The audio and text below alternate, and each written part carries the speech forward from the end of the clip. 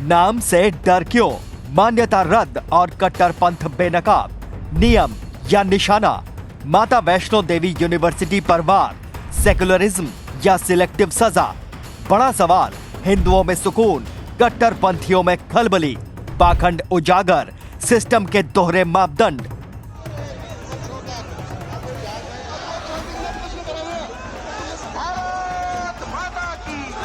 जम्मू कश्मीर में माता वैष्णो देवी यूनिवर्सिटी की मान्यता रद्द होने की खबर आते ही जिस तरह का शोर सोशल मीडिया से लेकर टीवी डिबेट्स तक सुनाई दिया, वो सिर्फ एक प्रशासनिक फैसले की प्रतिक्रिया नहीं थी, वो एक विचारधारात्मक टकराव की आवाज थी।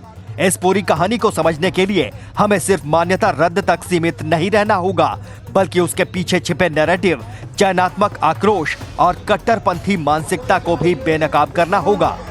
सबसे पहले साफ कर दें, ये कोई साधारण यूनिवर्सिटी नहीं, बल्कि श्री माता वैष्णो देवी यूनिवर्सिटी है।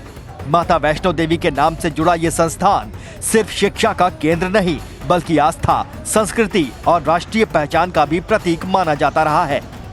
इसलिए जब इसकी मान्यता रद्द होने की खबर सामने आई तो प्रतिक्रिया स्वाभाविक थी, लेकिन किस तरह की प्रतिक्रिया, यही असली सवाल है।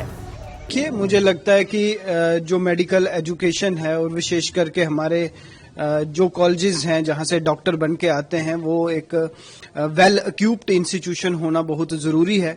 और जैसा कि आज सुबह के ही न्यूज़पेपर में मैंने पढ़ा कि जो हमारा नेशनल मेडिकल कमीशन है, उनकी लेटर ऑफ परमिशन विड्रॉ की गई है, जो मेडिकल कॉलेज कटरा में है। तो मुझे लगता है जब तक फैसिलिटीज पूरी ना हो, जब तक वहां पे स्टाफ पूरा ना हो, ट्यूटर्स पूरे ना हो, लैब फैसिलिटीज पूरी ना हो, इंफ्रास्ट्रक्चर पूरा ना हो, तो मुझे लगता है वो बच्चों के भविष्य के साथ खिलवाड़ है अगर वहां पे बच्चे करते हैं। तो लिहाजा इट्स ए वेलकम स्टेप कि उन बच्चों को, जिन बच्चों की एडमिशन हुई है, उनको जो भी स्थानीय कॉलेजेस हैं उनमें एडजस्ट किया जाए। आप सीधा कहिए ना अब कि माता वैष्णो देवी यूनिवर्सिटी और माता वैष्णो देवी अस्पताल।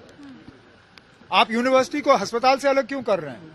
फिर अस्पताल में भी कहिए ना कि ये माता वैष्णो देवी के चंदे का, पैसे का अस्पताल है, इसमें मुसलमानों को या गैर हिंदुओं को इलाज नहीं दिया जाएगा।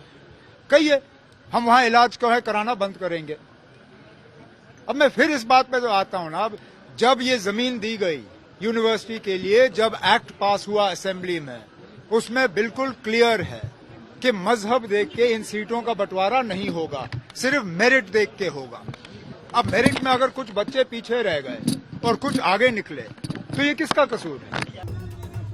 मान्यता रद्द, फैसला या बहाना? कागजों में देखें तो कहा गया कि यूनिवर्सिटी ने कुछ तय मानकों का पालन नहीं किया, नियामक संस्थाओं की गाइडलाइंस पूरी नहीं हुई, इसलिए मान्यता रद्द हुई। ठीक है, कानून अपना काम करता है, लेकिन यहीं से कहानी दो हिस्सों में बढ़ जाती है। एक हिस्सा कहता है कि ये सिस्टम का फैसला है, नियम सबके लिए बराबर है। दूसरा हिस्सा, जो ज्यादा मुखर है, ज्यादा शोर मचाता है, वही सवाल उठाता है, जब नाम माता वैष्णो देवी है तभी इतनी जल्दी कार्रवाई क्यों? खुशी का माहौल क्यों और किसे? हिंदू समाज के एक बड़े वर्ग में इस खबर के बाद अजीब सी राहत और खुशी देखी गई। ये खुशी किसी संस्थान के नुकसान की नहीं थी, बल्कि उस नैरेटिव के टूटने की खुशी थी जिसे सालों से कुछ कट्टरपंथी गढ़ते आए थे। वो नैरेटिव क्या था कि हर धार्मिक पहचान से जुड़ी संस्था को संदेह की नजर से देखा जाए कि अगर नाम हिंदू आस्था से जुड़ा है तो उसमें सेकुलरिज्म की परीक्षा ज्यादा सख्त हो। समस्त हिंदू समाज की जीत है, आप मीडिया बंधुओं की जीत है। जिस प्रकार से 5 नवंबर 2025 में सबसे पहले यहाँ पर हमने विरोध प्रदर्शन जो किया था और आप सभी ने हमारी आवाज को सरकार तक पहुंचाने का काम किया, लोगों तक पहुंचाने का काम किया कि किस प्रकार से shrine board, Shri Mata Vaishno Devi shrine board के अधीन श्री माता वैष्णो देवी मेडिकल कॉलेज के अंदर 50 सीटें जो है जेकेपीपी के द्वारा आवंटित की गई, जिनमें से 42 मुस्लिम स्टूडेंट, 7 हिंदू स्टूडेंट और 1 सिख स्टूडेंट को जो है दी गई। उसके बाद हमने विरोध किया और पूरा समाज जो है वो जागृत हुआ। 22 तारीख को जो है संघर्ष समिति का गठन हुआ और सभी सड़कों के ऊपर उतरे, चाहे युवा राजपूत सभा हो, चाहे मूवमेंट कल की हो, चाहे संघर्ष समिति हो, हम सभी ने मिलकर ये लड़ाई जो है लड़ी और कल इसकी जीत जो है सामने आई। जो राष्ट्रीय चिकित्सा आयोग है उसने मेडिकल कॉलेज की जो है वो मान्यता रद्द कर दी और बच्चों को दूसरे कॉलेजों में भेजने का जो है वो फरमान जारी किया है। और अगर यही कमी किसी और पहचान से जुड़ी संस्था में हो तो उसे संवेदनशील मामला बताकर टाल दिया जाए। कट्टरपंथी सोच का असली चेहरा यहाँ कटाक्ष जरूरी है, क्योंकि कट्टरपंथ का सबसे बड़ा हथियार है चयनात्मक नैतिकता। ये वही लोग हैं जो हर मुद्दे पर संविधान की दुहाई देते हैं, लेकिन संविधान के उस हिस्से को भूल जाते हैं जिनमें समानता की बात कही गई है। जब किसी हिंदू नाम वाली यूनिवर्सिटी पर कार्रवाई होती है तो ये लोग कहते हैं, देखिए सिस्टम कितना निष्पक्ष है। लेकिन अगर यही कार्रवाई किसी और धार्मिक पहचान से जुड़े संस्थान पर हो तो अचानक शब्द बदल जाते हैं। मामला संवेदनशील है, इलाके की स्थिति नाजुक है, समय ठीक नहीं है। यही दोहरा चरित्र लोगों को चुभता है और यही वजह है आज खुशी का माहौल है, क्योंकि लोग इस पाखंड से थक चुके हैं। अब बात उस टोन में करें जिसमें सवाल सीधे दिल पर लगते हैं। सवाल ये नहीं है कि मान्यता रद्द क्यों हुई, सवाल ये है कि क्या नियम सबके लिए बराबर हैं या नहीं। अगर नियम बराबर हैं तो फिर हर संस्थान पर वही पैमाना लागू हो। अगर बराबर नहीं है तो फिर संविधान की किताब को सिर्फ भाषणों तक सीमित कर दीजिए। जम्मू कश्मीर हमेशा प्रयोगशाला क्यों? जम्मू और कश्मीर हमेशा से कुछ खास प्रयोगों की जमीन रहा है। कभी अनुच्छेद, कभी परिसीमन, कभी शिक्षा संस्थान। हर बार कहा जाता है ये सामान्य प्रक्रिया है, लेकिन सवाल ये है कि सामान्य प्रक्रिया सिर्फ यही क्यों सबसे पहले लागू होती है? हिंदू समाज की प्रतिक्रिया गलत या जायज?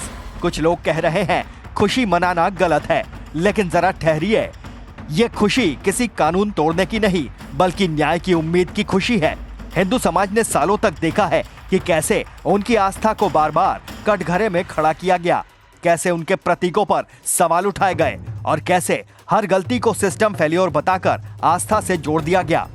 आज जब वही सिस्टम एक बार बिना घुमा फिरा कर काम करता दिखा तो लोगों ने राहत की सांस ली। कटाक्ष जरूरी क्यों है? क्योंकि कट्टरपंथ तर्क से नहीं धर्म से पीछे हटता है, और जब समाज आईना दिखाता है तभी बदलाव शुरू होता है। आज सवाल ये नहीं है कि यूनिवर्सिटी का भविष्य क्या होगा, सवाल यह है क्या भविष्य में किसी भी धार्मिक पहचान वाली संस्था के साथ एक जैसा व्यवहार होगा या नहीं। यह सिर्फ यूनिवर्सिटी की कहानी नहीं, ये कहानी शिक्षा की है, ये कहानी आस्था की है, और सबसे ज्यादा ये कहानी बराबरी की मांग की है।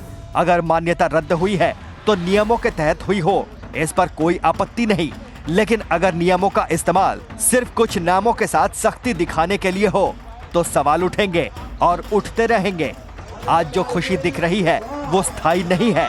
ये एक चेतावनी है कि समाज अब चुपचाप दोहरे मापदंड स्वीकार करने को तैयार नहीं है, और यही इस पूरी कहानी का सबसे बड़ा संदेश है। Team news watch India.